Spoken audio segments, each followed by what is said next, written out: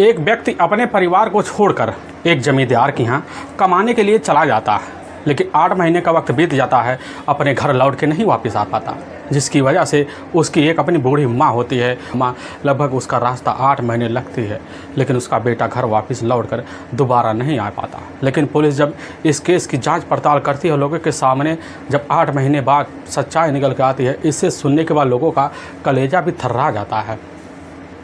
आज की घटना को जिसने भी सुना वह भी एकदम हिल सा गया। आज की घटना में क्या था, आज की घटना में क्या हुआ, आज की घटना की आप पूरी तह तक सच्चाई जानने के लिए इस वीडियो को आप लास्ट तक जरूर देखिएगा। नमस्कार दोस्तों, मैं प्रदीप कुमार आपको इस टेढ़ी बात चैनल पे मैं स्वागत करता हूं। दोस्तों आज की यह जो सच्ची घटना है, यह घटना सुनाने से पहले मैं आपसे एक छोटा सा रिक्वेस्ट करना चाहता हूं, क्योंकि आप अगर इस चैनल पर नए आए हुए हैं और पहली बार आए हुए हैं तो एक बार जाकर आप अपने इन्हीं प्यारे हाथों से आप इस चैनल को एक बार ज़रूर से सब्सक्राइब कीजिए, ताकि आज का जो वीडियो है काफ़ी लोगों तक भी पहुँचाया जा सके, और इसके लिए हम आपके तहे दिल से भी शुक्रगुजार रहेंगे। दोस्तों आज की यह जो सच्ची घटना है, यह घटना है मध्य प्रदेश और उत्तर प्रदेश का एक छटा हुआ धर्मनगरी लगता है। वैसे चित्रकूट पड़ता है। चित्रकूट काफ़ी जाना माना धर्मनगरी है और उसी का राजपुरा थाना लगता है, और ठीक उसी का लोहदा एक गांव पड़ता है। अब उसी गांव का रहने वाली होती हैं चुनकी देवी, लेकिन मौके पर विधवा होती है। उनकी उम्र भी होती वही 56 साल के आसपास होता है। अब उनके टोटल 2 बेटे भी होते हैं। जो सबसे बड़ा बेटा होता है शिवलोचन विश्वकर्मा, अब जिसकी उम्र लगभग वही 38 साल के आसपास होता है। लेकिन उसकी अपनी पत्नी भी होती है माया विश्वकर्मा, अब जिसकी उम्र लगभग 30 साल के आसपास होता है। लेकिन माया विश्वकर्मा के टोटल 2 बच्चे भी होते हैं, जिसमें दोनों के दोनों बेटे होते हैं। लेकिन जो सबसे बड़ा बेटा होता है वह 8 साल का होता है, और जो सबसे छोटा बेटा होता है इधर मात्र 6 साल का होता है। लेकिन चुनकी देवी का जो सबसे छोटा बेटा होता है फूलचंद विश्वकर्मा, अब जिसकी उम्र लगभग 27 साल के आसपास होता है। लेकिन मौके पर फूलचंद विश्वकर्मा अपने परिवार का गुजर बसर करने के लिए कानपुर में जाकर एक ट्रांसपोर्ट कंपनी होता है, अब उसी में जाकर ट्रक ड्राइवर का काम कर रहा था। लेकिन ट्रक ड्राइवर का उसका काम ऐसा होता था कि कभी कभी टूर पे चला जाता है, और कभी कभी महीने यहाँ तक कि साल भर भी वापस अपने घर नहीं लौटा पाता था। अपने परिवार का गुजर बसर करने के लिए फूलचंद जो होता है काफ़ी कड़ी मेहनत भी करता था। लेकिन उसके गांव में उसके 2 घर होते हैं, एक पुश्तैनी मकान होता है और एक बाहर उसके अपने बड़े भाई का मकान भी होता है, जिसमें वहाँ उसका बड़ा भाई अपना शिवलोचन और साथ में उसकी अपनी पत्नी और 2 बच्चों के साथ उसी मकान में रहा करते थे। लेकिन इधर ठीक कुछ साल पहले जो होता है फूलचंद अपनी माँ को चुनकी देवी को अपने बड़े भाई शिवलोचन के हवाले छोड़कर मौके पर ट्रक चलाने के लिए चला जाता है। और जब चला जाता लगभग 1 साल का वक्त बीत जाता है, तभी 5 जुलाई 2018 को ही मौके पर अपने घर वापस आता है। लेकिन जब घर वापस आता है तो सामने देखता है कि उसकी अपनी माँ जो होती है द्वार पे बैठी हुई है। और देखकर एक बार बड़े सोच में पड़ जाता है। लेकिन उसकी जो अपनी माँ चुनकी होती है, अब इधर जैसे ही फूलचंद को देखकर दौड़ पकड़ती है, और पकड़ने के बाद वहीं धाड़े मारकर चीख चिल्ला पड़ती है। फूलचंद सोच में पड़ जाता है कि हो सकता माँ हमें काफ़ी दिन बाद देख रही हूँ, इसीलिए दहाड़े मारकर चीख चिल्ला रही हूँ। फूलचंद अपनी माँ चुनकी देवी को काफ़ी सताना देता है, भरोसा दिलवाता है और शांत भी करवाता है। लेकिन उसी समय फूलचंद अपनी माँ इधर शिवलोचन के बारे में पूछताछ शुरू कर देता है। तो शिवलोचन के बारे में उसकी जो अपनी माँ होती है कह देती है कि बेटा लगभग 7 से 8 महीने बीतने के हो गए हैं, लेकिन शिवलोचन का कहीं अता पता नहीं चल रहा। लेकिन उसकी जो अपनी पत्नी है माया, अपने 2 बच्चों को लेकर हमेशा के लिए हमें लग रहा मायके चली गई है। वह भी 7 महीने हो गए हैं। लेकिन जब हमने माया से पूछा तो वह कह रही है कि वह हो सकता है करबी यही रहने वाले जो जमींदार है तेजपाल सिंह के यहाँ चली गई हैं, क्योंकि वहाँ उनका जमावड़ा होता है और वहीं आना जाना होता है, इसीलिए वहाँ जाकर मजदूरी भी किया करते थे। तो हो सकता है वहीं चले गए हों। और हमसे यह बात बोलकर उसकी अपनी पत्नी माया भी चली जाती है।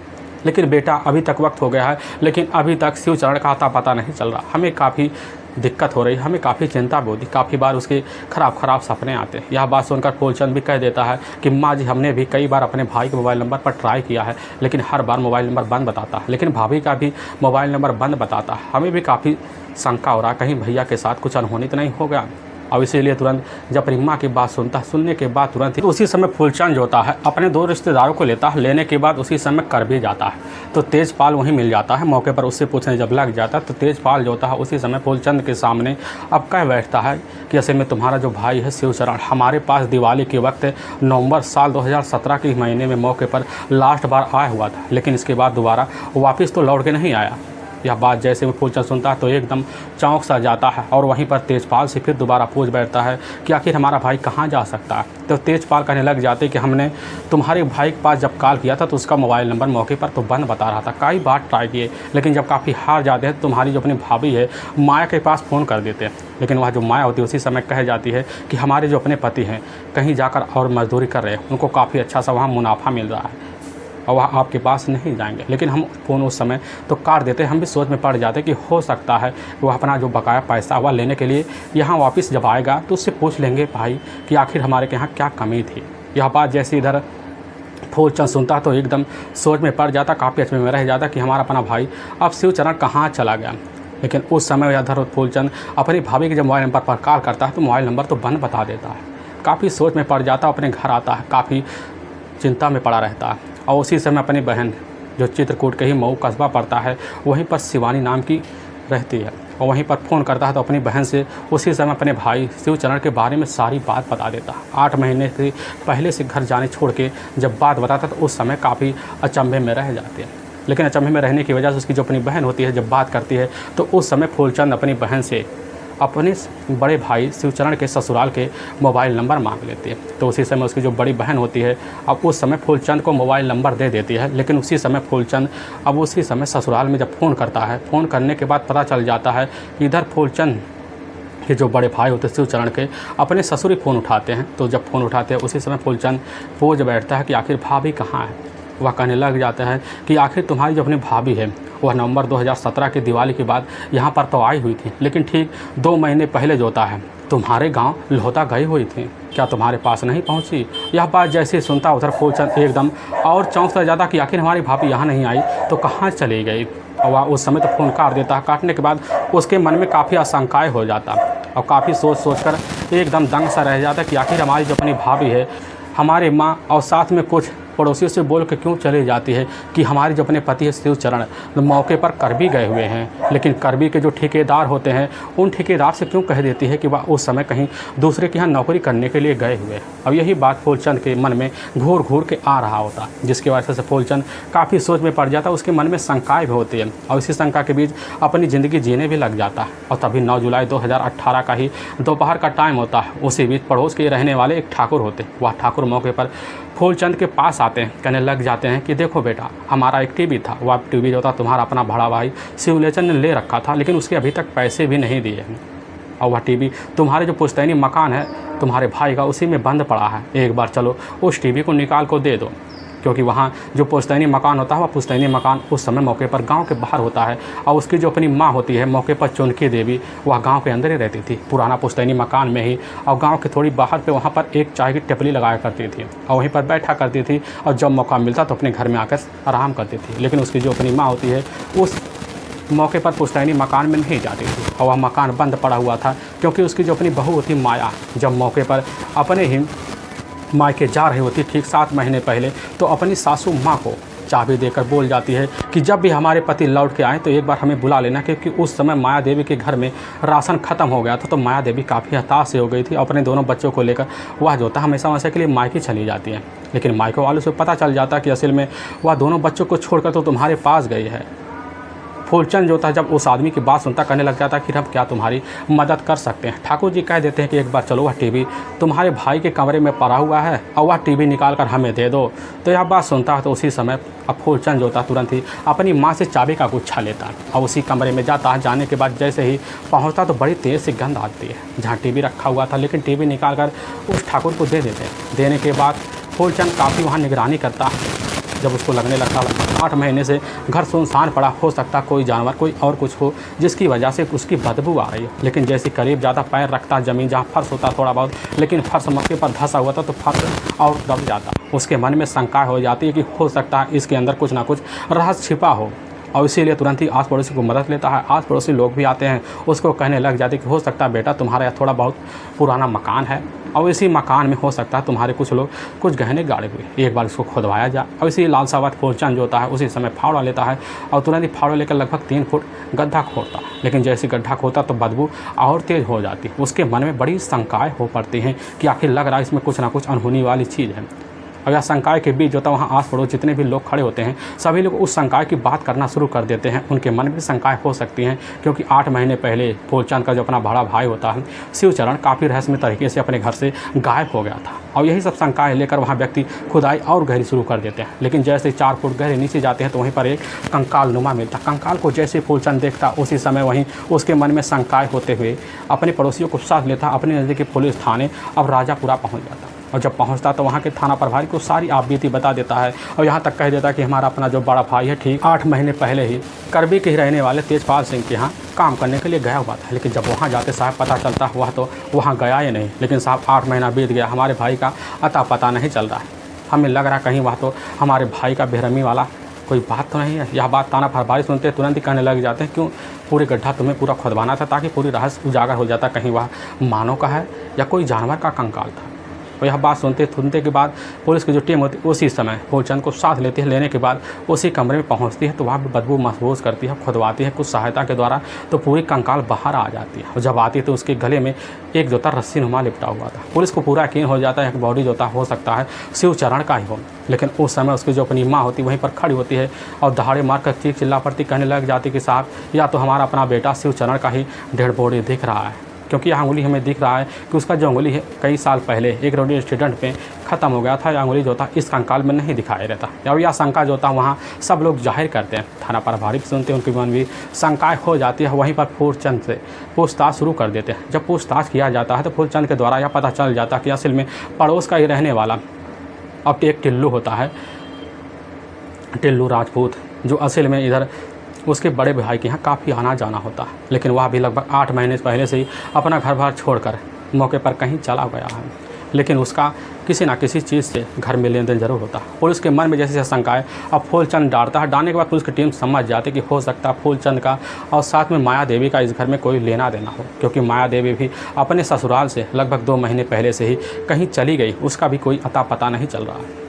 और पुलिस के मन में जब यह शंकाएँ होने के बाद पुलिस की जो टीम होती है और यह शंकाएँ को और शक के दायरे में ना लेने की बजाय पूरी सबूत बनाने के लिए पुलिस की जो टीम होती है उसी समय उस कंकाल का डीएनए टेस्ट करवाने के लिए सबसे पहले इधर अब चुनरी देवी का ब्लड सैंपल लेती है और साथ में उस कंकाल का डेड बॉडी उसी समय पोस्टमार्टम हाउस के लिए डीएनए टेस्ट के लिए भिजवा देती ताकि मैच किया जा सके। असल में जो कंकाल मिला हुआ है खुद जो होता है शिवचरण का ही है। और पुलिस इस समय इसकी जांच पड़ताल करने के लिए सबसे पहले फूलचंद से जब पूछताछ करती है, फूलचंद की तरफ से धारा 302 और 201 के तहत जो था इधर अब फूलचंद की जो अपनी भाभी होती है माया देवी और साथ में पड़ोस का रहने वाला होता है टिल्लू राजपूत के ऊपर उसी समय पुलिस की टीम हत्या का मुकदमा दर्ज कर लेती है। दर्ज करने के बाद पुलिस के सामने सबसे बड़ा चैलेंज यह बन जाता है कि आखिर माया देवी और इस समय टिल्लू दोनों कहाँ पर है। और उनकी तलाशी करना जब शुरू कर देती है, सबसे पहले उसकी जो टीम होती है वह उसी समय टिल्लू के घर जाती है। लेकिन जब जाती है तो पता चलता है कि इस समय जो टिल्लू है, टिल्लू लगभग ठीक 8 महीने से ही मुंबई गया हुआ है और उसके बड़े भाई वहीं पर लल्लू भी खड़ा होता है। पुलिस उससे पूछताछ करती है। पूछताछ करने के बाद पुलिस को यकीन हो जाता है। पुलिस यह चाहती है कि पहले पुलिस के सामने कैसे ना कैसे कर असल में टिल्लू आए और पुलिस इसी फिराक में लगे रहते हैं। और जब फिराक में लगे रहते पुलिस को पता चल जाता है उन्हीं के घर के द्वारा कि असल में 15 जुलाई को टिल्लू जो होता है अपने घर वालों से मिलने के लिए आने वाला है। लेकिन पुलिस को जैसे ही पता चलता है उसी समय पुलिस निगरानी में लग जाती है और टिल्लू के घर परिवारों को अपने कसम थाने ले जाती है और उनसे उसी समय फ़ोन के द्वारा होल्ड करके अब टिल्लू से बात करवाती है। लेकिन टिल्लू उसी समय कहने लग जाता है कि पिताजी हम ठीक है 15 जुलाई को आएँगे और करबी के ही बस स्टैंड पर आएँगे, आप वहाँ आ जाना। और जैसे ये बात पुलिस सुनने के बाद उसी समय निगाहों से बात करते हुए वहाँ टिल्लू के जो पिता होते हैं उनसे सारी बात बतला लेती है। वह भी समझ जाते हैं और अच्छे समय का इधर जो था पुलिस इंतजार भी करती है। और 15 जुलाई का दिन भी आ जाता है। 15 जुलाई 2018 का जब आता है टाइम तो उसी वक्त पुलिस की टीम जो थी करबी के बस स्टैंड पर जाकर खड़ी सादे पोशाक में होती है और इधर टिल्लू के अपने माता पिता बस स्टैंड पर खड़े होते हैं, वहीं पर अपने बेटे का वेट करते हैं। लेकिन कुछ ही मिनट बीतता है। मिनट बीतने के बाद वहाँ पर एक व्यक्ति आता है। वह व्यक्ति जैसे इधर अब टिल्लू के माता पिता के पास पहुंचता तुरंत ही पैर छू लेता है। पुलिस समझ जाती बस करो ये टिल्लू होगा, लेकिन बगल में खड़ी खूबसूरत औरत भी होती है। पुलिस भी समझ जाती बस करो यही कोई ना कोई और होगी। लेकिन पुलिस जो होती है उसी समय टिल्लू के परिवार वालों समझ जाती है कि आखिर यही होता है माया देवी है। पुलिस की टीम बिना देर किए वहीं से टिल्लू और साथ में माया को अपने कस्टडी थाने ले आती है। लेकिन जब थाने ले आ जाता है इधर माया देवी और टिल्लू से पूछताछ किया जाता बिना देरी के। इधर माया देवी अपने पति जो था शिवचरण के बड़े बेरहमी से हत्या का जुर्म कबूल कर लेती है, लेकिन पुलिस के सामने जो सच्चाई रखने के बाद जो रहस्य खोलती, इसे सुनने के बाद लोगों का कलेजा भी थर्रा जाता है। असल में छत्तीसगढ़ का एक जाना माना शहर पड़ता है बिलासपुर, और ठीक उसी का ही देवरी पंथी गांव लगता है। उसी गांव की रहने वाली होती है माया देवी। उसके अपने माता पिता भी होते हैं, उसका अपने परिवार भी होता है।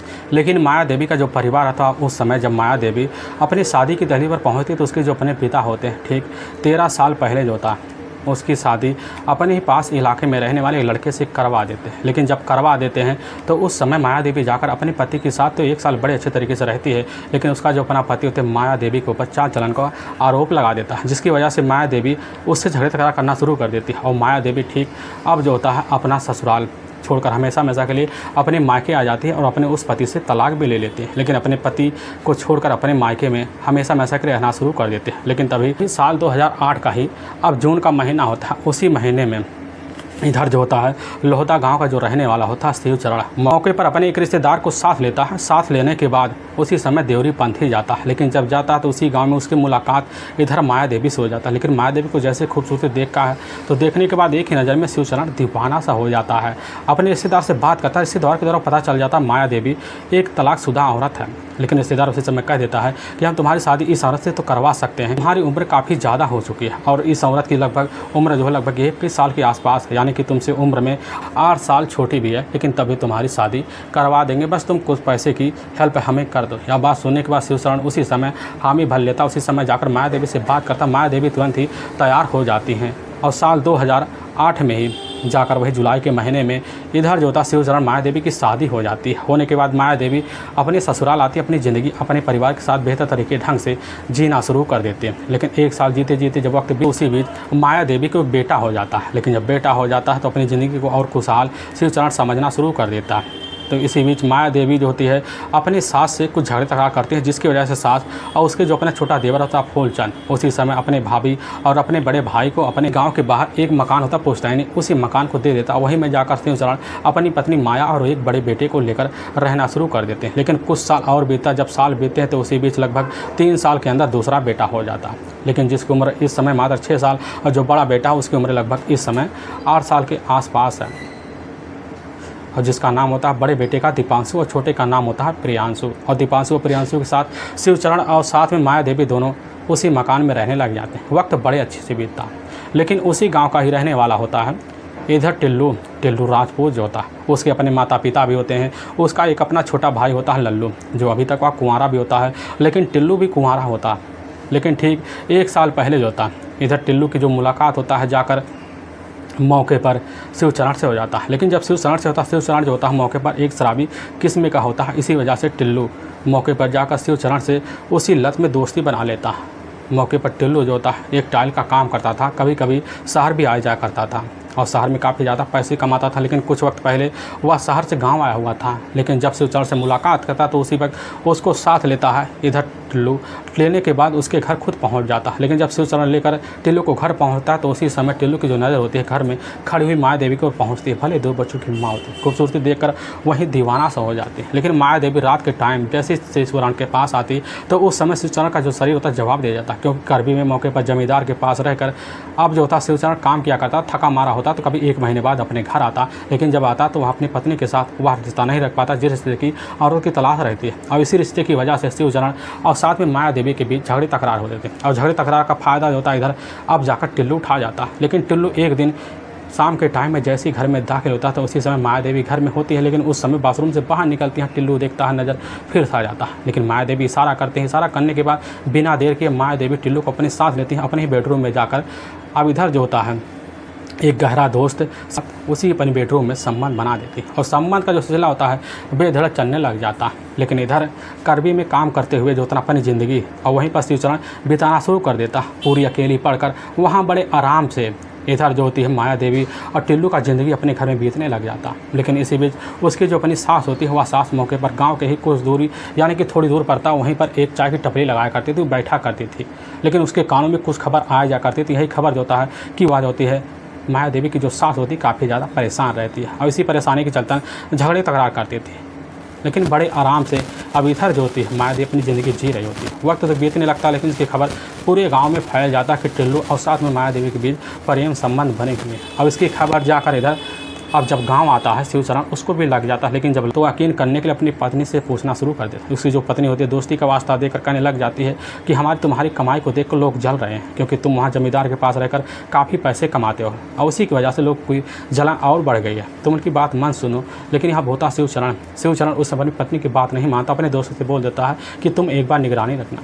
यह बात सुनकर के दोस्त भी उसका साथ देना शुरू कर देते हैं, लेकिन निगरानी रखते वह भी पकड़ लेते हैं, और पकड़ने की वजह से इसकी सूचना शिवचरण को देते हैं। लेकिन शिवचरण अपने घर आता है, अपनी पत्नी का निगरानी करना शुरू कर देता है, और उसी समय जाकर टिल्लू के घर वालों को बता देता सारी बात। टिल्लू के घर वाले जो होते हैं टिल्लू के ऊपर दबाव मारते हैं, लेकिन इधर मिलना जुलना तब भी जारी रहता और चोरी छिपे चलने लगे। लेकिन एक दिन रात का टाइम होता, रात के टाइम में इधर जो होता है टिल्लू और साथ में शिवचरण आपस में कुछ बातें कर रहे होते हैं, लेकिन बातें करते कि उसकी जो अपनी पत्नी होती है वह मौके पर मायादेवी देख लेती है, लेकिन मायादेवी इशारा करते टिल्लू जो होता है पीछे वाले दरवाजे से हल जाता, फिर वही रिश्ता रख लेता। अब यह रिश्ते का जो सिलसिला होता है बेधड़क इधर जो होता है शिवचरण के पीछे चलने लग जाता। वक्त तो बड़े तेज़ी से भागता है, जब भागने लग जाता इधर अब जो होता शिवचरण उस समय टिल्लू को जाकर हिदायत देता तो हमारे घर आना जाना तो बंद कर दो, नहीं तो तुम्हारे लिए अच्छा नहीं होगा।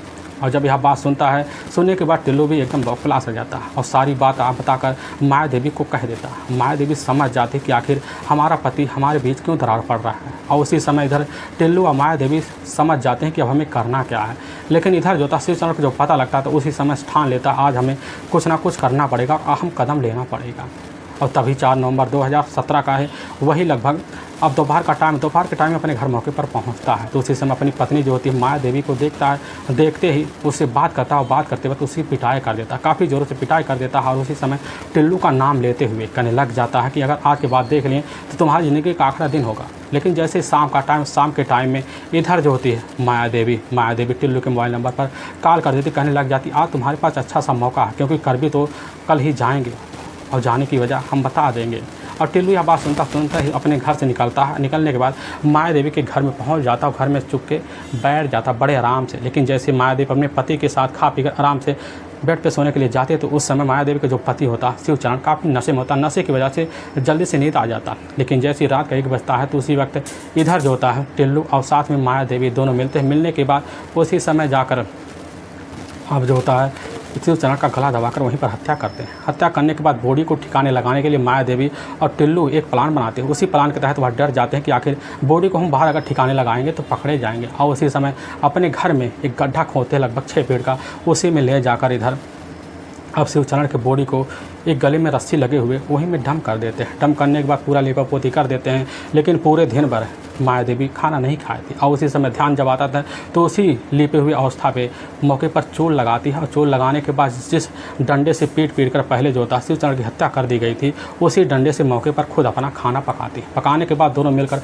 वहीं खाना खाते हैं। मौके पर बैठकर दोनों पैक भी लगा लेते हैं, बारी बारी पैक लगाते हैं। जब रात का टाइम हो जाता है तो उसी पे चारपाई बिछाते हैं और वहीं पर संबंध बना लेते हैं। और जो संबंध का सिलसिला होता है इनका लगभग चलने लग जाता है। लेकिन ऐसे चलते चलते इधर जो था जब 2 दिन बीतता तो उसकी जो अपनी माँ होती है शिवचरण की, वह पूछ बैठती कि आखिर मौके पर शिवचरण गया कहाँ। वह कह देती है कि इस समय जो है कर भी गए हुए हैं और बोल के गए हैं कुछ महीने बाद वापस आ जाएंगे। लेकिन उसकी माँ को विश्वास नहीं होता और अपनी बहू से बार बार जिक्र करती है। लेकिन उसकी जो बहू होती है जैसे नाम लेती तो उस समय झगड़े तकरार कर जाती है और उसकी अपनी सास को काफ़ी चिंताएँ हो जाती है। लेकिन इधर जो था मौके का फ़ायदा उठाकर टिल्लू और साथ में मायादेवी उसी जहाँ पर अपने पति का डेड बॉडी को डंप की थी उसी के ऊपर हर चारपाई होता, उसी चारपाई पर आए दिन संबंध बनना शुरू हो जाता है। लेकिन जैसे ही इधर 15 दिन का वक्त बीतता है तो मायादेवी को जो राशन होता है मौके पर पूरा घर का ख़त्म सा हो जाता है। तो मायादेवी काफ़ी में पड़ जाती है। तो उसी समय फैसला लेती है कि इस समय हम जाएंगे अपने मायके। अपनी सासू माँ से बोल देती है कि हम जा रहे हैं मायके, हमारे घर का पूरी तरह से राशन ख़त्म हो गया, क्योंकि हमसे उनसे बात भी नहीं हो रही है और हमसे काफ़ी गुस्से से हैं। या बात सुनती है। सुनने के बाद चुनरी देवी जो होती है अपनी बहू से कह देती है ठीक है तुम चले जाओ, जब बेटा आएगा तुमको खबर दे देंगे। और वहाँ से तुरंत जो होती है मायादेवी निकल जाती है। लेकिन टिल्लू जो होता है 2 दिन बाद वह भी मुंबई चला जाता है और एक प्लान के तहत जाता है। लेकिन मुंबई जब रहता है तो अपने पिता से पूरी खोज खबर लेता है कि आखिर में शिवचरण के बारे में क्या पुलिस को कोई बात पता चला। और उसको भी एहतियात हो जाता है कि चलो अब शिवचरण के बारे में किसी को कोई पता नहीं चलेगा। लेकिन रहते रहते वहाँ मुंबई में लगभग अब टिल्लू को 6 महीने का वक्त बीत जाता है। तभी उसी बीच फ़ोन के द्वारा अब माया देवी से बात करता। माया देवी अपने मायके में रहती है और दोनों बच्चों को छोड़ती। छोड़ने के बाद कर भी आता है और वहीं पर अपने साथ जो होता है इधर माया देवी को लेता है। लेने के बाद टिल्लू बम्बई चला जाता है, लेकिन 2 महीने वहाँ बिताता है। तो उस समय माया देवी सोच रही थी कि अपने दोनों बच्चों को साथ ले जाया जाए और लेने के प्लान से मौके पर कर भी आते हैं। लेकिन उसी समय पुलिस इनके गिरफ्त में लग जाती है, वहीं धर दबोच लेती है। लेकिन वाकई में दोस्तों पुलिस के सामने जो सच्चाई निकल के आती है, इसे सुनने के बाद लोगों का कलेजा भी थर्रा जाता है। लेकिन पुलिस की जो टीम होती है बिना देर के इधर अब टिल्लू राजपूत और साथ में माया देवी को अपने कस्टडी में लेने के बाद ले जाती है, वहाँ के कोर्ट में पेश कर देती है। कोर्ट में पेश करने के बाद इन दोनों के ऊपर काफ़ी गंभीर धारा मुकदमा दर्ज करा दिया जाता है। दोस्तों लास्ट में डीएनए टेस्ट भी आ जाता है, जिससे पुलिस को पूरा यकीन हो जाता है कि आखिर में जो कंकाल मिला हुआ था वह यही जो होता है उस चरण का ही होता है। और यकीन होने की वजह से इनके ऊपर काफ़ी गंभीर धारा मुकदमा दर्ज करके जेल में भी डाल दिया जाता है, जिसकी वजह से समय के लिए जेल के पीछे रह जाते हैं। लेकिन माया देवी के जो दोनों बच्चे होते हैं मौके पर अपने नाने के यहाँ पल रहे होते हैं। दोस्तों हमें इस घटना का सुनाने का जो उद्देश्य है किसी को परेशान करना नहीं है और ना ही किसी के दिल को ठेस पहुँचाना, बल्कि आपको यह बताना है कि आप जहाँ भी रहे आप सावधान और सतर्क जरूर रहे। दोस्तों फिर मिलेंगे एक नेक्स्ट वीडियो लेकर, तब तक के लिए जय हिंद और जय भारत।